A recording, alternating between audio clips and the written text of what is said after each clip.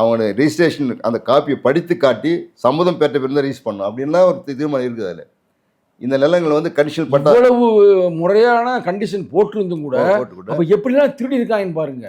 மொத்த நிலங்களும் இன்று ஆதிக்க சாதியில் கையில் இருக்குது. யோசித்து பாருங்களேன், அவ்வளவு நீ சொல்ற மாதிரி சட்டம் வந்து எப்படி இருக்கு, அந்த குறிப்பிட்ட சமுதாயத்துக்கு தான் கொடுக்கணும்னு இருக்குது. ஆனா இப்ப எல்லாரும் ஆட்டையை போட்டிருக்காங்க நம்ம மக்கள் கிட்ட. ஆனா இப்ப கூட நீதிமன்றம் வந்து திருப்பி வாங்கி கொடுக்குன்னு சொல்லி கூட ஆணை இருக்குது.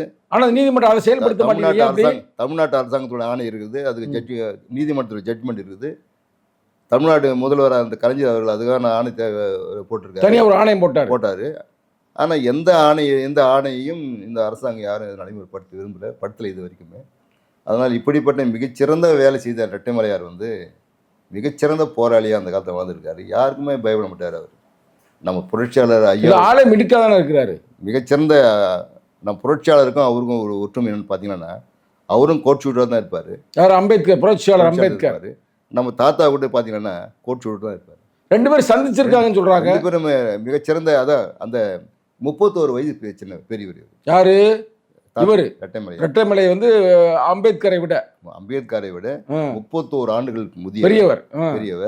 இருந்தாலும் கூட புரட்சியாளருடைய அந்த அறிவையும் மிகச்சிறந்த அந்த அந்த திறமை அந்த ஆளுமை, அந்த லீடர்ஷிப் குவாலிட்டின்னு சொல்கிறாங்க, அது நிரம்ப பெற்ற புரட்சியாளரை தன்னுடைய தலைவராக இருக்கிறார்.